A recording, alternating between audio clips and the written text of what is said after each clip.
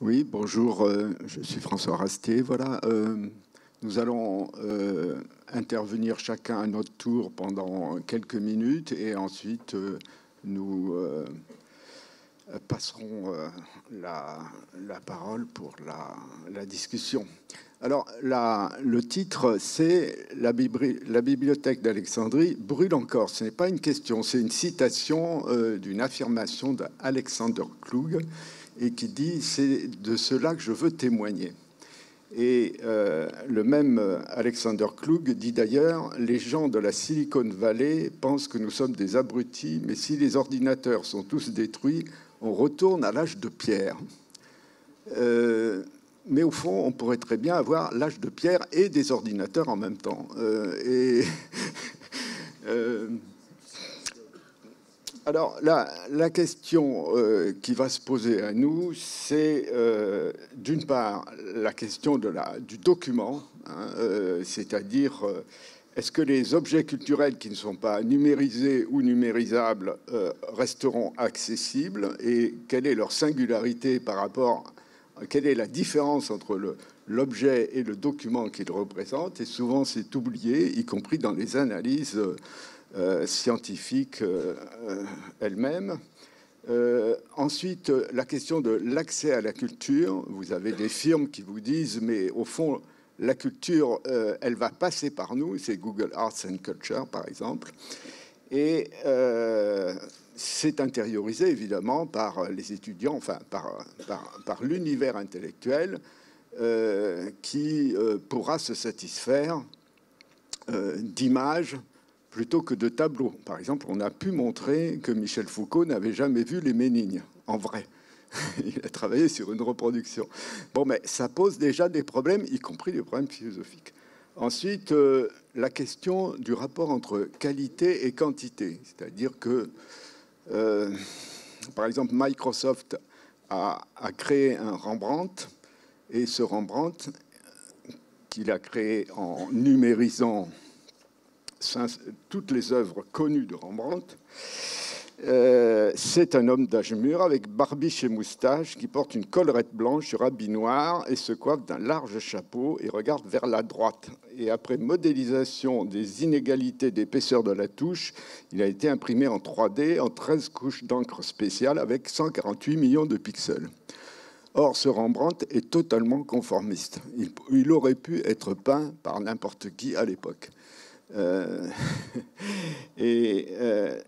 Dans ce tableau léché, Microsoft garde la prudence qui décèle les mauvais faussaires. Vous voyez, et cette question de la singularité de l'œuvre et de la création et de ses caractères imprévisibles doit nous retenir parce que il vient de se vendre un tableau qui représente un certain Bellamy, qui a été fait par une start-up française d'ailleurs, 400 000 € quand même.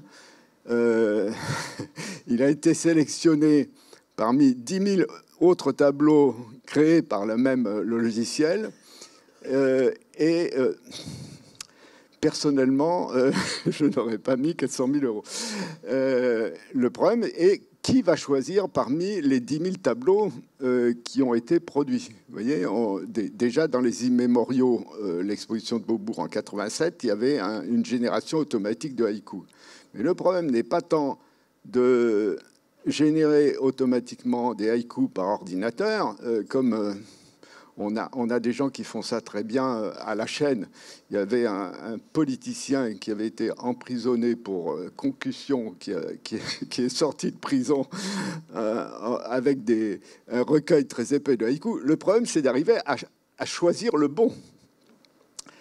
Et cette question de l'articulation entre quantité et qualité, on va la retrouver dans la distinction entre le document lui-même en tant qu'objet mobilier et la question est-ce que le document numérique est réellement un document dans la mesure où ce n'est pas un objet mobilier.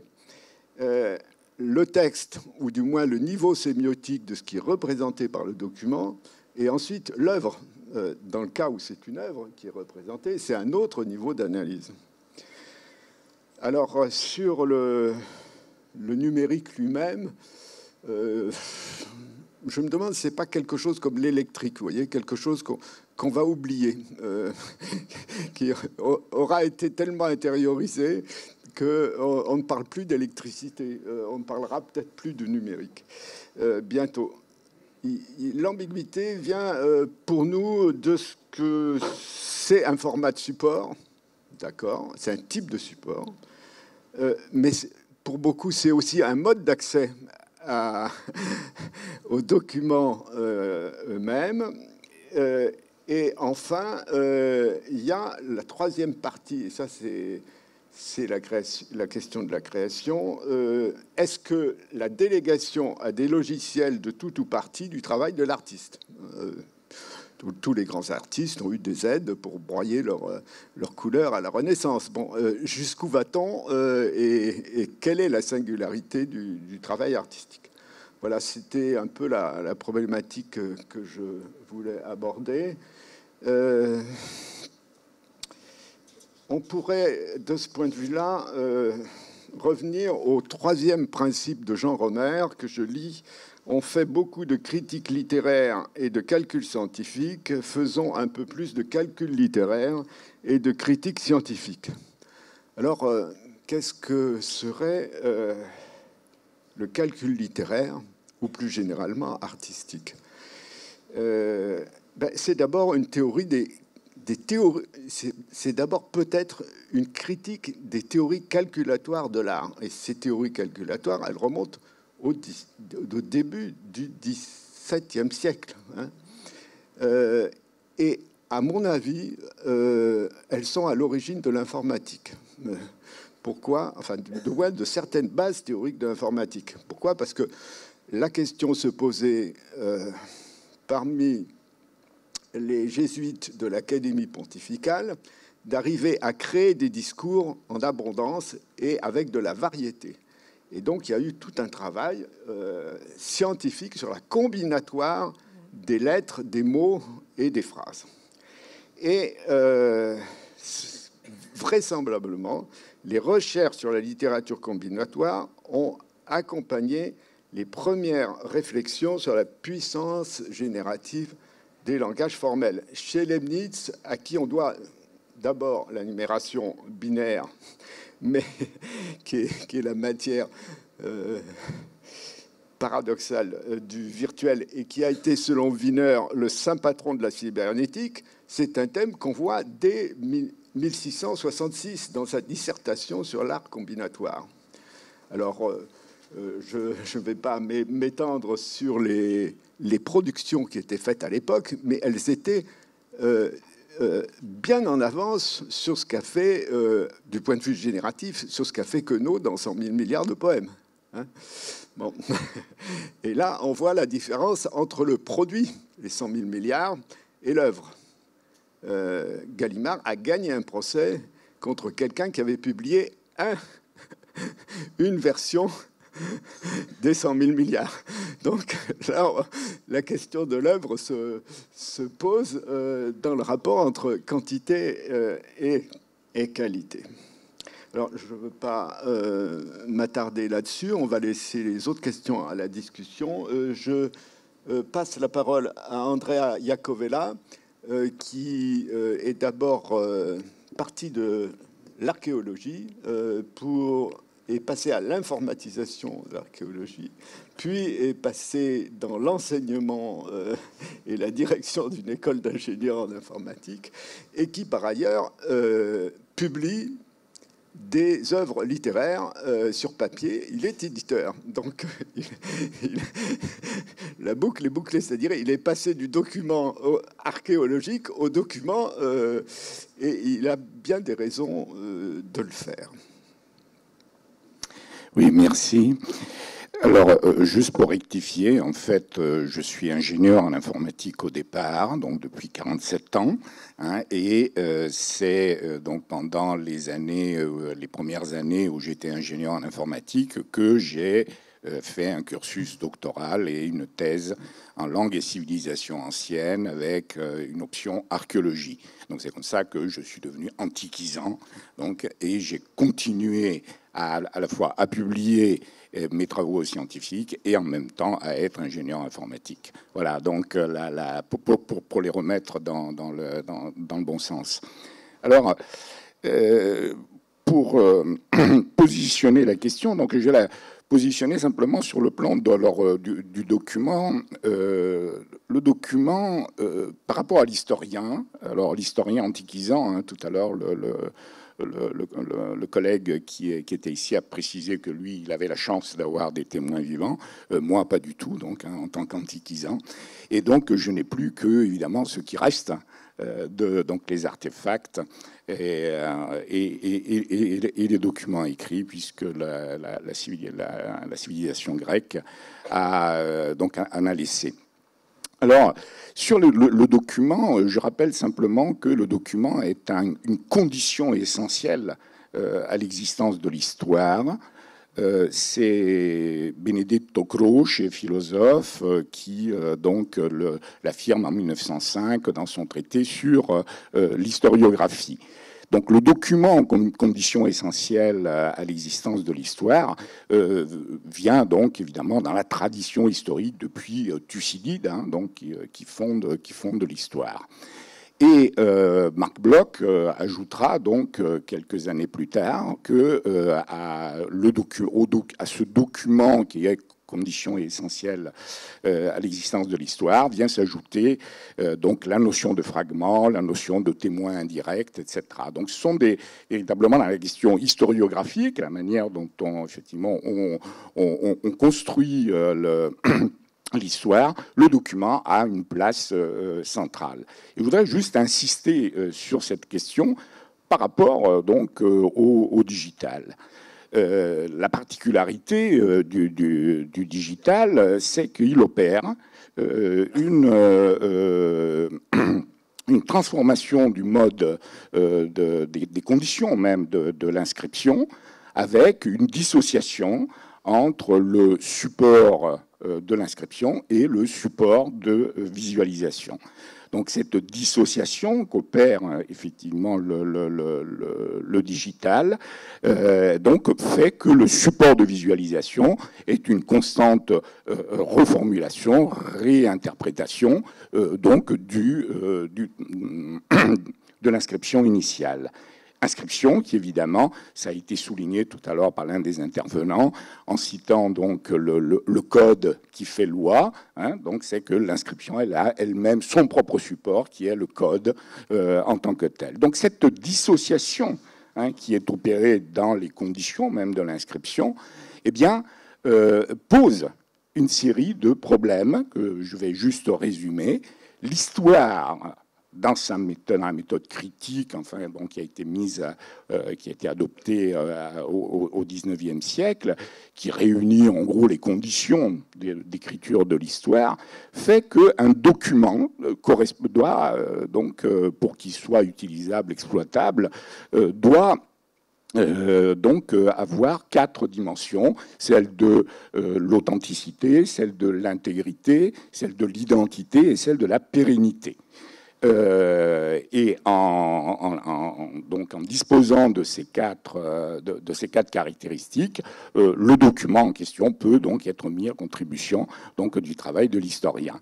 Eh bien, voilà, je vais juste glisser le fait que si un document issu d'une inscription digitale, comment est-ce qu'on fait pour pouvoir lui garantir ces conditions, hein, les conditions que je viens d'évoquer, donc celles de l'authenticité, de l'intégrité, de l'identité et de la pérennité. Eh bien, ça va être un peu difficile. C'est-à-dire que, et c'est un vrai débat, ce sont des questions, ça pose réellement des questions épistémologiques importantes, donc d'outils, de méthodes au regard de la discipline, c'est que pour pouvoir instrumenter donc ce type de document, il va falloir mettre en place, ça a été largement évoqué ce matin, des dispositifs technologiques extrêmement sophistiqués et qui le seront de plus en plus. Juste pour souligner ce qui a été dit sur les fake news, sur les transformations, sur les altérations, sur les possibilités effectivement d'introduire dans les protocoles aujourd'hui, bon voilà, de pouvoir intervenir, donc toutes ces questions autour de la sécurité, à la fois des transactions et des données, et qui rendent effectivement le dispositif extrêmement fragile. Alors, je terminerai juste là-dessus, c'est que, vous voyez, le retour, donc au départ, la question de l'histoire naît donc sous Thucydide, c'est le moment où la cité grecque invente le dispositif de la démocratie, et la démocratie, le démos, apparaît au centre même de l'agora, avec le fait que les lois et l'écriture qui sont adoptées doivent être lisibles par tous. C'est-à-dire que le dispositif d'écriture en tant que tel est véritablement simultané à l'émergence de la question démocratique. C'est-à-dire qu'effectivement, le démos a accès directement à l'inscription en tant que telle. Inscription avec ce document où effectivement il n'y a pas de dissociation entre les deux, et donc l'objet qui est là effectivement a réuni toutes les conditions. Eh bien, et je ne fais que projeter là, je veux dire, dans ce que pourrait être effectivement le document dans sa version absolument digitale et d'une écriture de l'histoire à partir effectivement du document digital, eh bien, c'est qu'on a un renversement de situation qui fait que pour réunir toutes les conditions de sophistication technologique, en fait, le document de l'histoire devrait déléguer à cette sophistication technologique son existence même. Et donc, du coup, on a là, effectivement, une question de retournement, de question profondément démocratique qui est posée.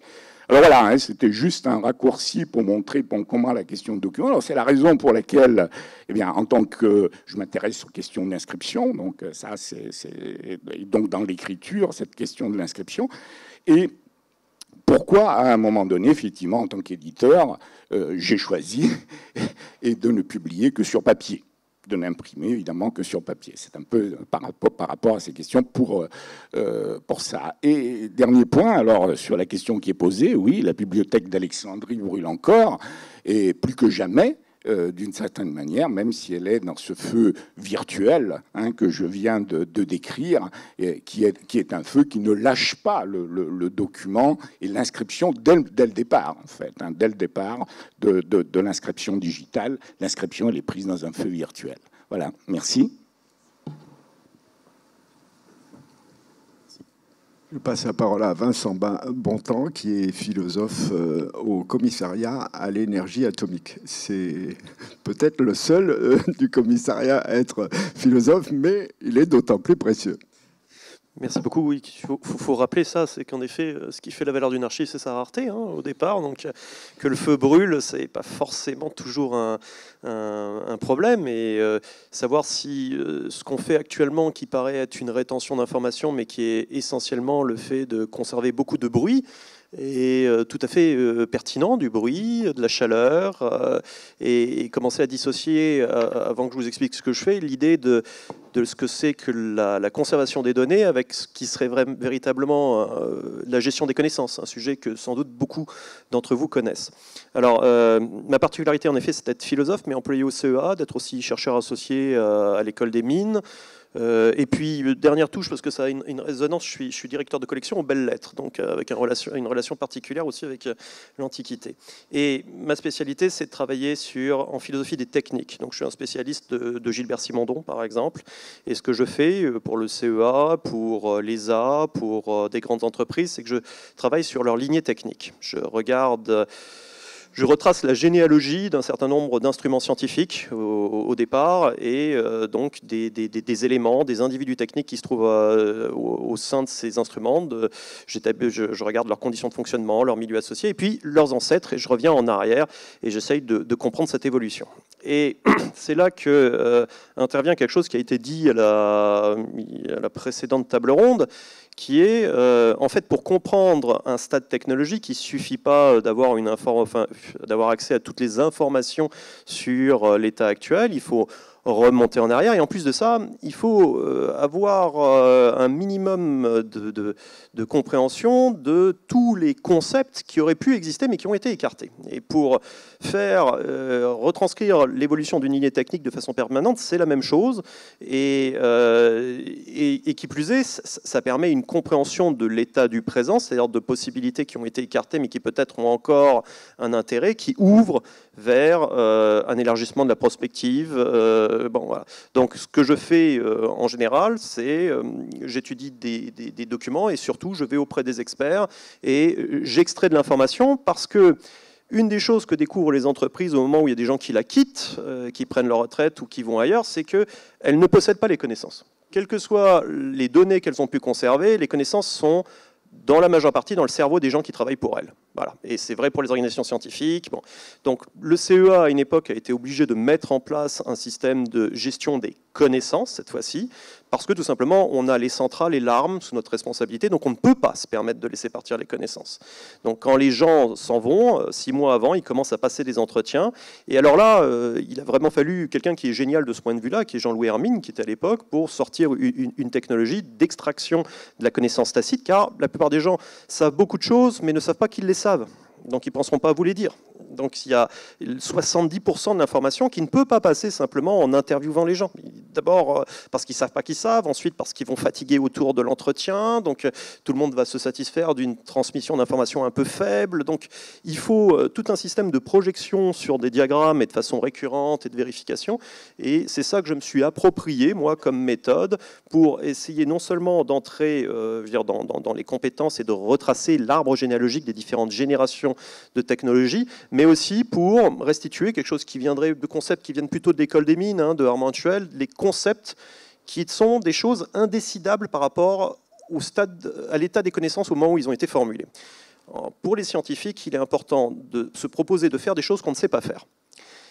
Parce qu'on ne sait pas si c'est possible ou impossible au moment où on se propose de les faire. Donc ensuite, on ment, c'est-à-dire qu'on demande aux gens de l'argent, on prétend qu'on sait faire, mais en fait, si on savait faire, on l'aurait déjà fait, et donc ça n'a pas d'intérêt.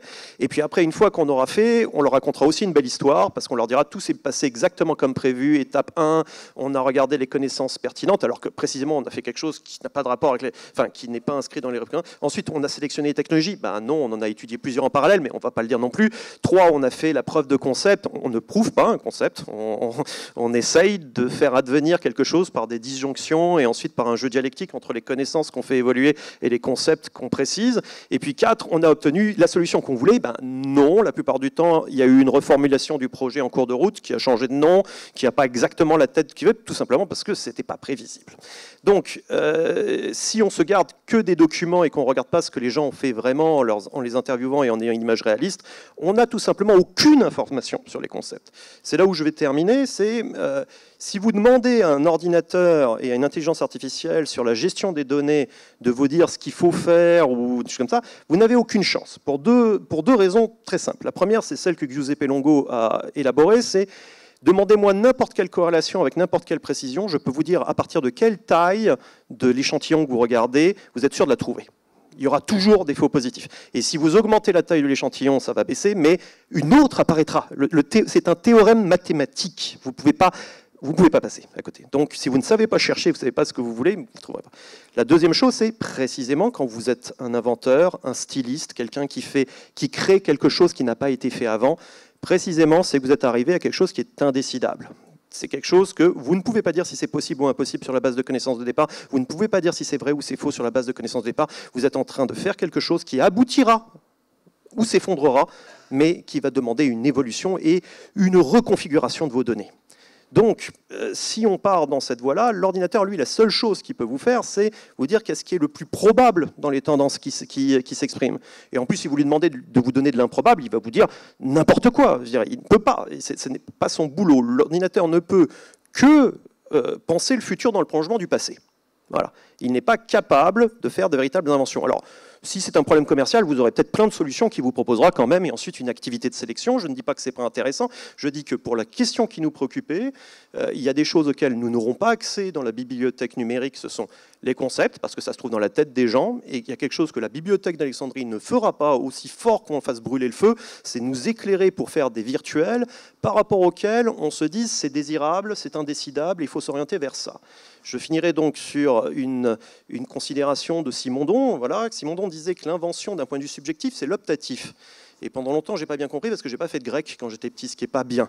L'optatif, c'est un mode de conjugaison chez les Grecs qui est entre le conditionnel et l'impératif. Si je vous dis « fais bon voyage », l'impératif, ça veut dire que je souhaite que vous fassiez bon voyage, mais ça ne vous dit pas que c'est possible. Si vous dites « s'il fait beau, il se pourrait que tu fasses bon voyage », j'ai utilisé un conditionnel, mais ça ne veut pas dire que je le souhaite, d'accord ? Maintenant, chez les Grecs, il y avait un moyen de dire à la fois le conditionnel et l'impératif en même temps, ce qu'on peut rendre par un usage un peu vieilli du subjonctif qui est « puisses-tu faire bon voyage ». D'accord ?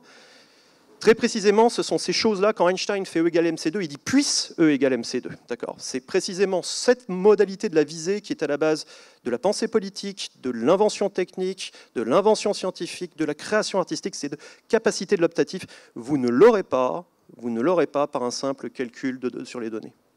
Voilà, je vous remercie.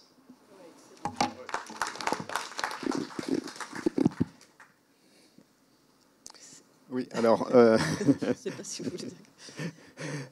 En fait, juste un mot à ce propos. Les connaissances ne deviennent pas nécessairement des données. Si vous regardez ce que disent les anthropologues, ils disent il faut interroger. C'est une anthropologue femme d'une quarantaine d'années qui me l'a dit. Il faut interroger les femmes de plus de 40 ans parce qu'elles ont eu des enfants et elles sont habituées aux questions idiotes. Tandis que les hommes vous donneront des réponses toutes faites ou bien se vexeront s'ils ne savent pas. Et donc les données, c'est pas ce qu'on vous donne. Hein. C'est pas ce qu'on vous prend non plus. C'est ce qu'on se donne et ça demande une élaboration. Et il y a beaucoup. Ce qu'on appelle les données dans les big data, ce ne sont pas des connaissances. Enfin, donc, je passe la parole à une mère de famille, mais aussi stylisticienne, et donc qui est Lia Kours, qui est spécialiste de stylistique et donc de littérature et de musique. Merci. Alors, en effet, moi, je suis un petit peu outsider dans ce parterre de techniciens et d'informaticiens. J'ai une formation de littéraire et je suis venue à la sémiotique de manière un petit peu tardive. Mais ce qui m'intéresse, enfin, ce qui peut nous relier, c'est cette question de ce qu'on appelle le virtuel, le numérique associé à cette thématique du virtuel. Puisque en sémiotique, on n'a pas attendu le numérique précisément pour se questionner sur cette dimension non substantielle et néanmoins très actuelle qui nous relie tous, c'est-à-dire les représentations et les normes. Alors, bon, plusieurs choses, je vais réagir en disons 2 ou 3 étapes. Peut-être ce qui est intéressant, c'est que l'effort de numérisation très, très général des corpus, aussi bien littéraires qu'artistiques, permet en fait une sensibilisation précisément sur la question du support, de la revalorisation du support, de la technique, de la qualité d'exécution, de la matérialité précisément par défaut en fait. Hein. Par exemple, dans le Google Art Project, la question ne se pose pas du problème du format. Alors, sur l'écran, une œuvre monumentale est de même format, apparaît de la même manière qu'un portrait en miniature, ce qui pose évidemment problème.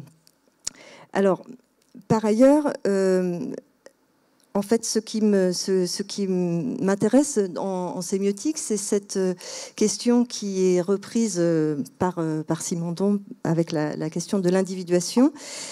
C'est cette dimension sémio-anthropologique qui fait que ce qui est important précisément dans les objets, c'est ce qu'ils ont laissé, ce qu'ils n'utilisent pas.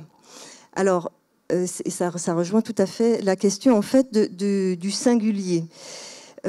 Pour nous, les chercheurs, peut-être quelque chose qui n'apparaît pas dans les paradigmes dominants de la communication ou du cognitif, c'est cette question qui pose problème avec le numérique, précisément avec cette matérialité très particulière, la question du singulier, d'une science éventuellement du singulier. Puisque en général, on considère qu'il n'y a de science que du général. Alors précisément pour les chercheurs, se demander ce que peut être une science du singulier, c'est très intéressant parce que on cherche à trouver ce qu'on ne cherchait pas précisément. On se laisse la possibilité d'être surpris. Alors c'est tout à fait particulier pour la question de la création assistée par ordinateur, voire d'une génération automatique d'objets culturels par les ordinateurs.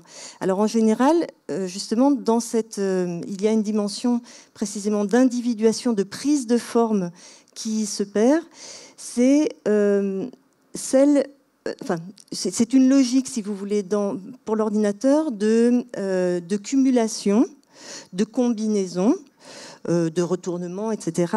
Mais ce que l'on perd, c'est une logique inverse. C'est ce que François Rastier nous permet de penser. En fait, il l'identifie avec la recherche de Michel-Ange, hein, qui travaillait sur ce qu'il appelait une via di levare. Alors la via di levare, c'est justement l'inverse d'une logique combinatoire ou d'une combinaison. C'est l'idée que, et ça va tout à fait dans le sens d'une même logique d'individuation aussi dans les sciences, c'est que le créateur ne sait pas très bien ce qu'il cherche, mais l'invention est conçue comme une découverte, c'est-à-dire une décantation à partir de ce qui existe déjà, et donc qui procède par élimination. Donc ce qui est important, c'est ce que l'on enlève, plutôt qu'une logique comme ça additionnelle. Et cette logique de décantation, qui est aussi une logique d'individuation, ça serait intéressant en tout cas de se demander ou je pense qu'en fait la réponse a été donnée, c'est un niveau de complexité dont l'ordinateur n'est pas capable précisément, et c'est ce qui fait aussi tout l'intérêt des sciences de la culture, qui sont elles capables de de restituer quelque chose des conditions d'apparition de cette individuation, même si elle reste totalement intempestive, imprévisible. Et c'est ça qui est intéressant dans une science paradoxale du singulier. Et peut-être retrouver, disons, une histoire, une épistémologie, en particulier celle de Cassirer, qui a été en partie escamotée au début du XXe siècle, qui sont capables justement de donner des outils pour penser cette science du singulier.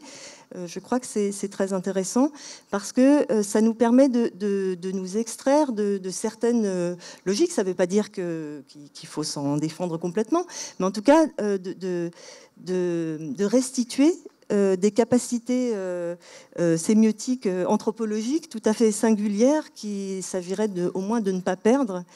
De la même manière que si on prend pour la question la révolution, disons, numérique, alors maintenant si on prend les arts de la musique, du son, du traitement numérique du son, grâce au traitement numérique du son, on a une appropriation possible, complète, de tous les paramètres du timbre, etc. Donc on peut retravailler l'ensemble de ces paramètres, et en général ça va tout de même dans le sens d'un lissage. Alors ce qui fait qu'un musicien pas très confirmé peut sonner tout à fait correctement grâce au numérique. Et inversement, on peut penser par exemple à des enregistrements de Pablo Casals, par exemple. J'ai été violoncelliste, alors j'ai une petite affection pour lui. Pablo Casals joue faux, et Pablo Casals chante quand il joue du violoncelle. Et plus il joue aigu, et plus il chante grave. Et tous ces paramètres-là sont pris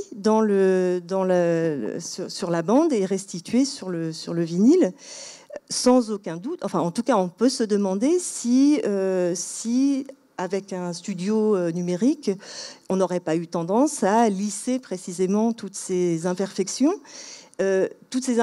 Qui sont précisément aussi le symptôme d'une individuation, d'une prise de forme qui va au-delà en fait d'une simple perfection esthétique, mais qui révèle aussi un engagement personnel total, et qui fait que l'esthétique rejoint aussi l'éthique dans ce cas-là. Et toute cette dimension-là d'individuation, de prise de forme à la fois par l'instrument, mais qui révèle aussi symptomatiquement une individuation personnelle, ce qu'on peut appeler... Alors c'est drôle parce que j'ai interrogé un ingénieur du son, et paradoxalement il me disait, oui mais tu vois avec le son, ce qui manque maintenant avec le numérique, c'est que ça manque de vision.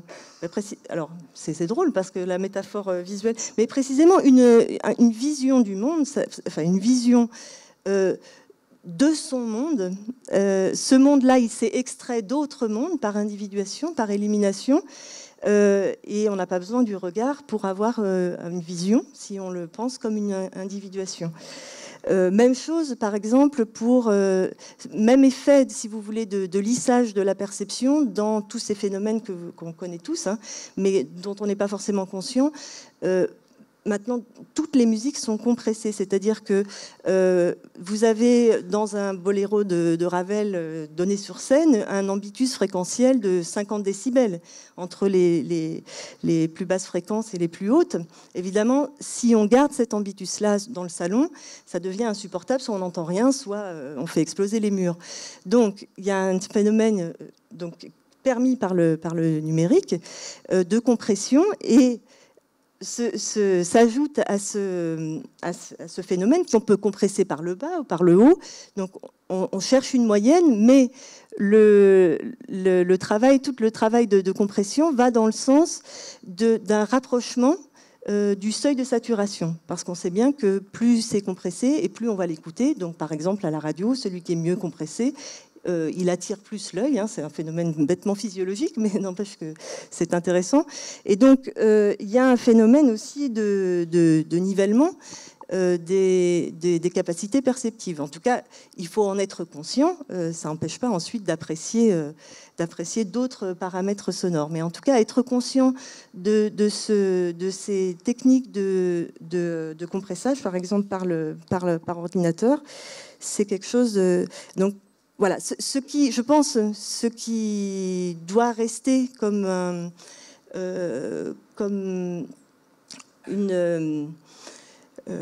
quelque chose qui doit rester à qui doit être objet, disons, de notre vigilance, c'est cette sensibilité, disons, au singulier, dans toutes ces dimensions aussi matérielles et techniques. Hein.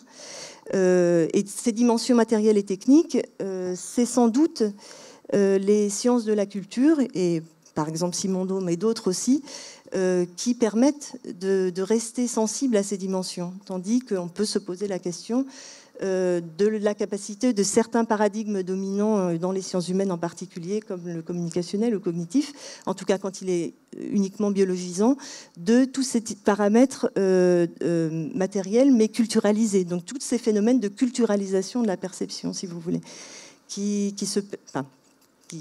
seraient menacés, disons. Ça ne veut pas dire qu'ils se perdent, hein, mais on est là pour essayer de maintenir même la capacité à les objectiver.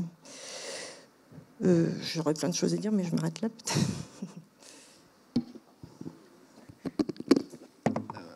En rebondissant un peu sur ce qui vient d'être dit, on peut se demander si, par exemple, en linguistique de corpus, bon, j'ai traîné mes guêtres dans cette discipline pendant quelques décennies, tout le monde est dans les fréquences moyennes. Je dis au collège. Alors, les fréquences hautes, ça n'a aucun intérêt puisque c'est la même chose partout. Mais les fréquences moyennes, ça va puisqu'on a les logiciels pour en faire quelque chose. Mais on ne fait rien sur les fréquences 1. Alors on me dit c'est des fautes d'orthographe. Oui, d'accord, mais il n'y a pas que ça. Il y a des choses qui sont caractéristiques d'un auteur qui est seul à employer ce mot, etc. Mais les fréquences 0, personne n'en parle. Or, ce qui n'est pas dit dans un texte, c'est capital. Et ça fait partie de sa singularité. Alors, je me demande si on n'est pas... On est dans le probabilisme, très souvent, et les big data font ça aussi, mais un probabiliste qui est fréquentiste et pas bayésien. Or, nous, en sciences de la culture, il faut qu'on arrive à maîtriser la dualité entre ces deux types de raisonnements et qui ne sont pas du tout du même ordre. À vrai dire, si on travaille, par exemple, sur les brouillons des écrivains, on s'aperçoit qu'ils multiplient les jeux de mots, etc., etc. Et tout ça, les assonances, tout ça disparaît parfois drastiquement dans les brouillons de Flaubert. Entre le 8e et 9e brouillon, il disparaît 80% de la matière. Vous voyez, et c'est ça qui fait la singularité, parce que la création, c'est une exploration. Et ça, une exploration du matériau lui-même. Hein, et c'est pas cette dimension de l'aléa n'a jamais été décrite véritablement, et elle fait partie du style. La façon d'hésiter de l'artiste, c'est son style, et sa façon de choisir. Et puis, il y a quelque chose dont on ne parle jamais, c'est la dimension de l'adresse. C'est-à-dire, un roman engendré par ordinateur tombe des mains, parce qu'il a été écrit par personne pour personne. Hein, il tombe des mains de tout le monde. Alors, si ça marche, je connais un poète qui avait fait un générateur de romans, et bon, il l'a simplement vendu à Xavier Niel pour le Minitel Rose au départ, et en effet, ça marche, parce que c'est le lecteur qui fait tout. Hein, et bon, c'est monotone, mais ça engendre du... C'était un des premiers bots. Il manque la dimension de l'adresse, et puis la question de la portée. C'est-à-dire un signe, c'est pas simplement un signifiant, un signifié. Il y a une intention, il y a une collectivité derrière, il y a un point de vue, et je pense par exemple au fait que Facebook supprime des photos d'enfants dans des camps d'extermination, ou bien censure la photo d'une jeune fille mourante au Yémen. Pourquoi? Parce que c'est du nu. Vous voyez, les catégorisations qui détruisent l'intention du propos. Alors, je crois que c'est des questions qui nous concernent tous, et je voudrais simplement passer à la discussion.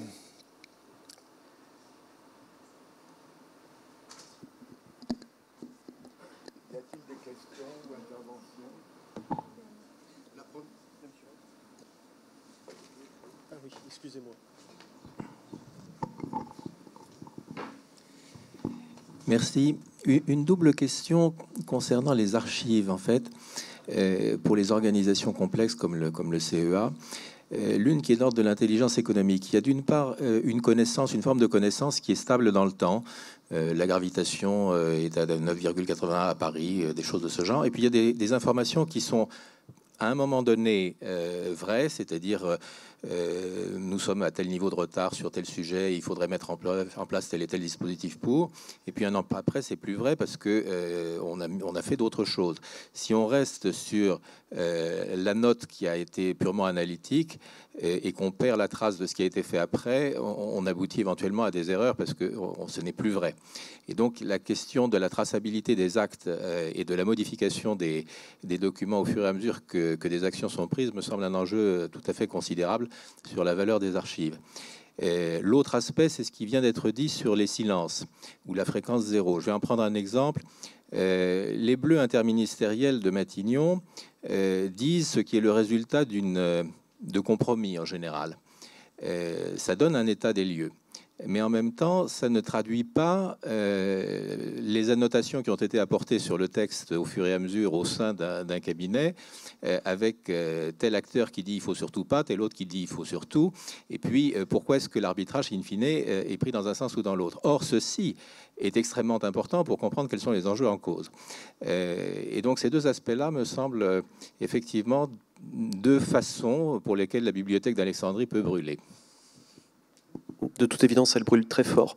D'une part, parce que ce que vous évoquez serait déjà assez compliqué dans une institution ou une organisation qui chercherait à le faire et qui bénéficierait d'un minimum de stabilité pour rentrer dans cette démarche-là.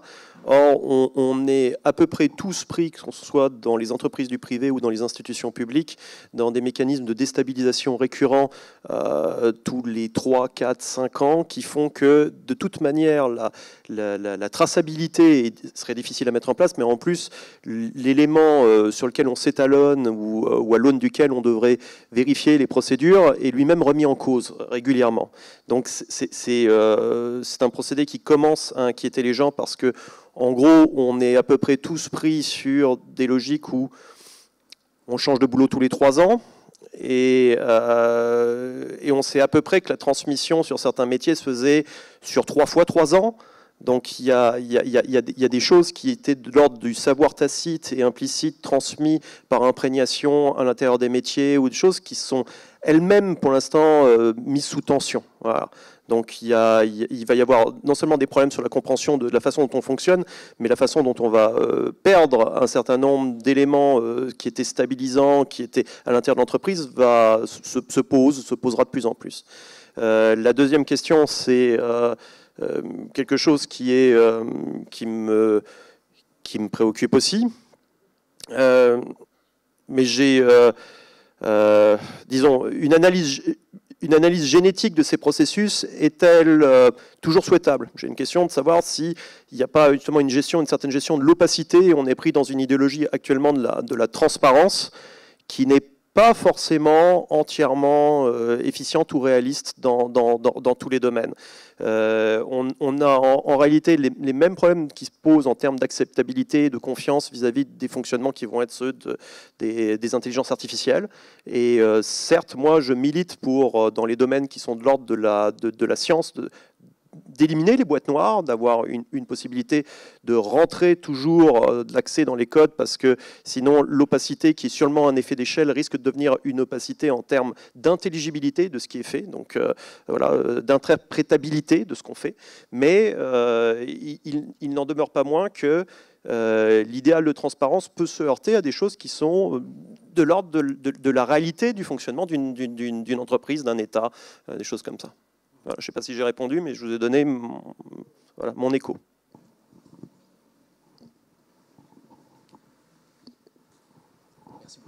Merci à tous. Vous venez de toucher ce sujet, mais je me demandais déjà un petit truc, puisqu'on parle de la connaissance et de l'authenticité. Est-ce que vous avez une réflexion particulière sur la blockchain, ou ce qu'on entend par blockchain, à savoir l'idée, l'idéal d'un registre distribué et pseudo-inviolable, décentralisé aussi, on peut ajouter ce paramètre-là, mais donc ça c'est au niveau du lien direct entre la technologie actuelle et l'histoire de la connaissance, de l'authenticité, des différents paramètres dont vous avez parlé tout à l'heure, et aussi petite réflexion comme ça sur la possibilité aussi que la technologie peut avoir, mais alors là ça va loin, de créer un art qui soit parfaitement pseudo-parfaitement individualisé, vraiment propre à chacun, que chacun ait l'œuvre ultime qu'il aurait toujours voulu avoir et qu'on a juste pu à peine effleurer jusqu'à présent. Merci beaucoup. Je vais vous donner en un mot. Sur les blockchains, moi je trouve que ça coûte cher en énergie pour ce que c'est. Voilà, j'ai un problème écologique en rapport avec ça. Sur le deuxième, je crois que vous avez raison qu'il ne faut pas s'enfermer dans juste le paradigme critique. J'ai essayé de poser les limites, moi, dans mon intervention. Il est bien évident qu'on vit une époque formidable en termes d'accès et de modulation et d'aide, même, je veux dire, générative à la compréhension de la création. Donc, je suis persuadé de ça. En gros, je suis persuadé de ça et je pense que maintenant, les stratégies intéressantes sont celles qui résistent à la bêtise, on va dire, artificielle, systémique, c'est-à-dire celles qui permettent justement d'avoir une signature singulière, une signature, on va dire, fractale, qui fait que, comme tous, on a des moyens de production maintenant qui sont à disposition, et tous ont des moyens d'amplification, ceux qui sont intéressants sont ceux qui résistent, on va dire, à l'effet d'échelle, c'est-à-dire dont on ne peut pas reproduire la création à coût marginal, qui font des choses uniques, et on les trouve dans ces nouveaux artisans, par exemple, qui sont totalement différents, l'école Bleu Ciel, qui font des pièces uniques et qui sont des singularités qui peuvent exister parce qu'ils existent au sein du réseau, il y a un point de l'espace-temps où on peut rejoindre des gens qui font des choses uniques et avec lesquels on peut rentrer en résonance. Donc je crois qu'il y a ça et que c'est un nouveau mode, un nouveau régime de création, et c'est là-dessus que je travaille à l'école des mines. Voilà. Oui, peut-être justement sur le thème de l'unique, peut-être avec les ordinateurs, on a toujours il y a une idéologie de la perfection qui est curieuse, et peut-être il faut faire une distinction à la fois entre individuation et individualisation, et du coup une distinction entre unique et spécifique, puisque l'individuation précisément, c'est une prise de forme sur d'autres formes existantes, et une prise de forme qui reste relativement instable. C'est ce que Simondon appelle le métastable, c'est-à-dire et c'est ça qui est désirable. C'est pas une espèce de perfection individualisée. Donc l'unique, c'est une catégorie très importante en philosophie, en anthropologie, etc. Mais est-ce que c'est la bonne? C'est-à-dire que elle ne dit rien. Un tas d'ordures, c'est unique, mais c'est pas spécifique.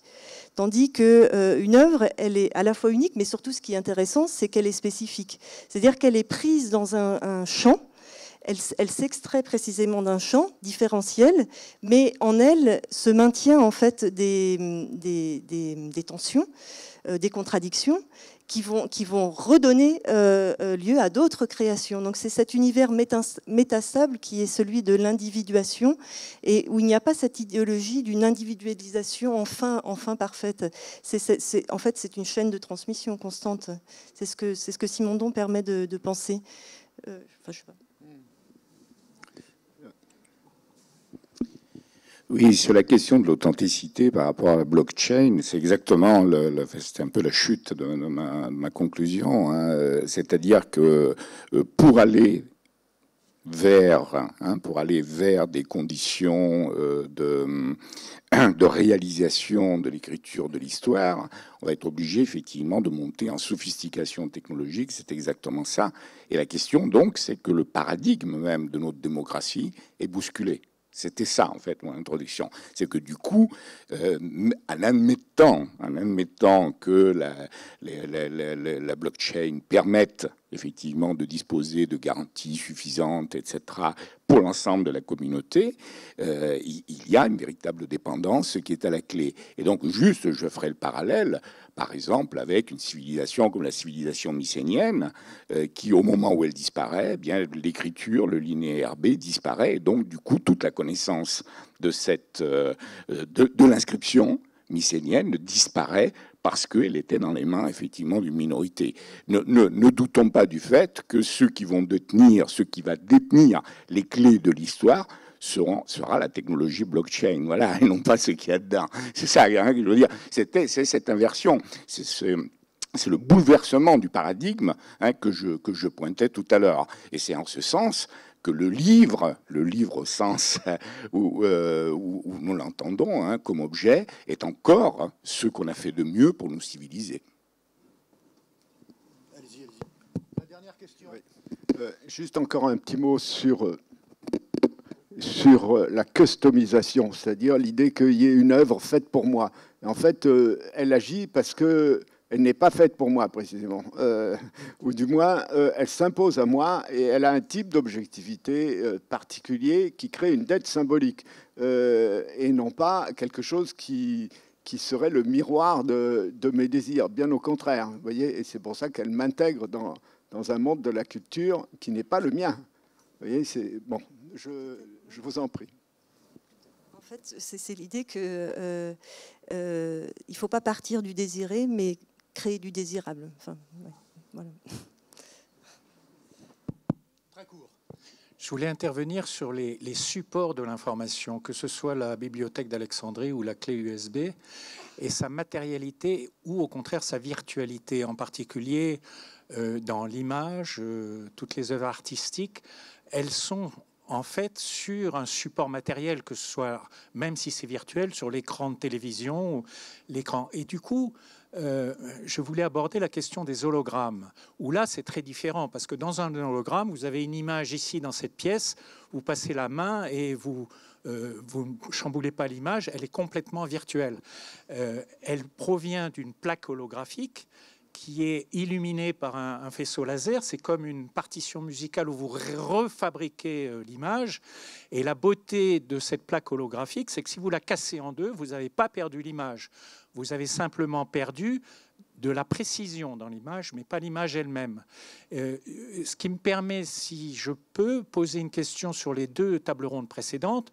Quand on parle de la matérialité ou de la granulométrie de l'information, du numérique, on parle de 10 atomes, 5 atomes, 7 atomes, 1 atome, et on dit on ne va pas aller plus bas, alors que la lumière déjà permet de fabriquer une image hologramme avec une précision énorme. Et donc ma question, c'est cette virtualité de l'image par l'hologramme, est-ce que c'est pas ça la vraie virtualité?